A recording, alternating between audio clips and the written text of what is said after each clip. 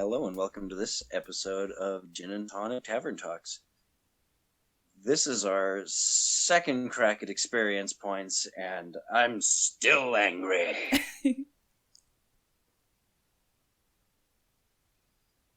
So I've been doing a little bit of flip the books recently, and I've been trying to look at what the game rewards you for. How much is there any sort of reference for how much experience a social encounter is worth?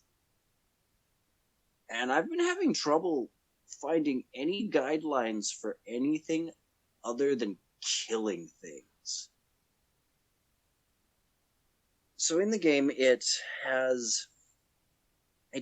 the main thing that both the players and the GM see a solid, fast system for reward is through killing monsters. So let's just pretend that you have a party of 4 and you have one bad apple in your party who's a bit of a murder hobo. Then that murder hobo starts killing everything. A couple of the other players look at it and go, well, if we kill these things, we gain experience points and then we'll level up faster. They have all the incentive to go along with the murder hobo.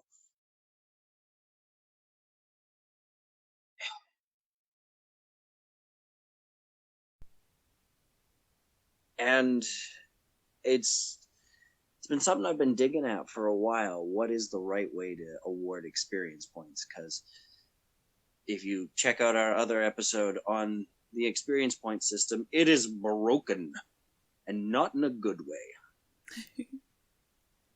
Like in a trampled by a stampede of elephants twice doesn't work kind of way. Anyways, so the main thing the game is going to give your players experience points for is killing things, so they're going to go about killing things. And I've looked into how some of the older systems did it. And one of the ways that they did that was gold for experience. For every gold that you were able to bring back to town, or in some cases that you spent, you got an experience point, which gives the GM a real nice way to allocate how much money the party's going to get. And making them spend it, I see a lot of really fun downtime activities coming out of that. You'd need to build in some downtime opportunities and some things that they can do, but I see a lot of fun coming out of that. That does sound like fun. And then if you something I've been contemplating is removing experience points for killing the bad guy, and you instead set a number or a series of checkpoints throughout the dungeon or the adventure that you have planned for today. And in our example, let's say that the party needs to rescue 4. Sorry, I'm coming up with this on the fly. Let's say that they have to rescue 3 prisoners and they have 3 prisoners and they have to get the MacGuffin. And they have to get out alive. Say you pick the whole experience is worth 2,000 experience. For each of those people that they don't get, you take away 25% of the experience. So if they only get the MacGuffin and leave, they get 500 experience.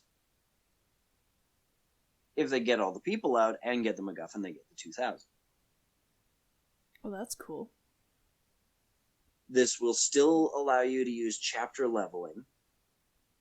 It's a little bit more math. And you can use this with checkpoints or like there's 100 ways you can hack this up. I haven't put this into practice, but it's something I'm working on because I've been using chapter leveling for a very long time.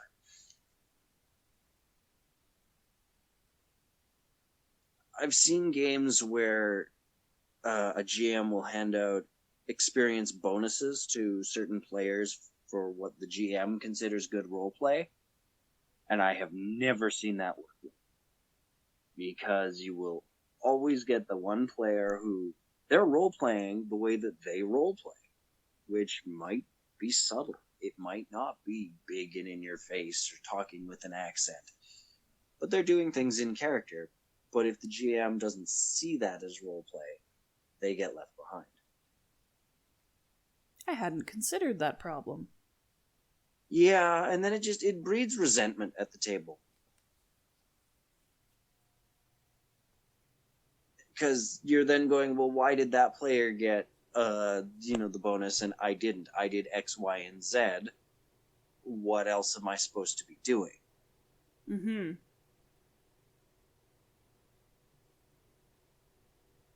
So if you're gonna give out bonuses, I really don't think that it should be in the form of experience.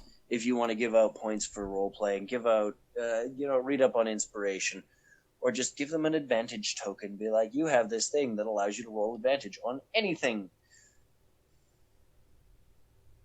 I love the advantage tokens. It's my personal favorite. Oh, it's fantastic. It's another way I've seen it done is that each player gets one, but they can't spend theirs. They have to give it to another player to do like when they see the player doing something cool. They have to give their extra die to that player. That is cool.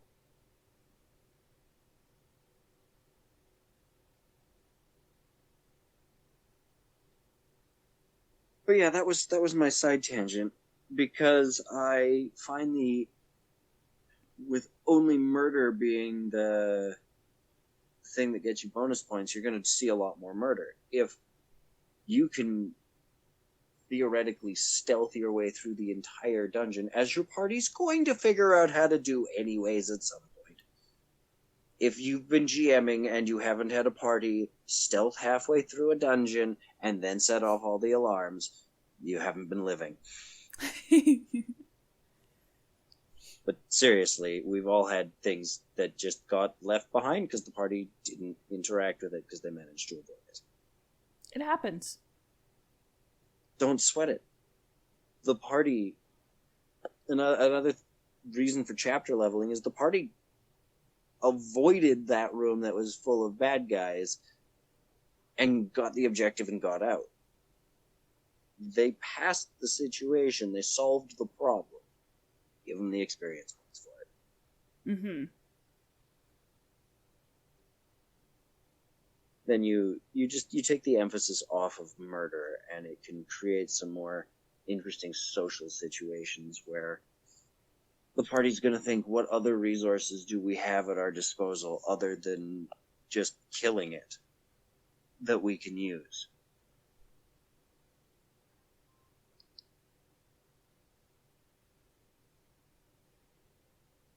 If anyone out there has any other ways that they like to tinker with the experience point system, or if you think I'm a heretic and want to burn me at the stake for this, let us know.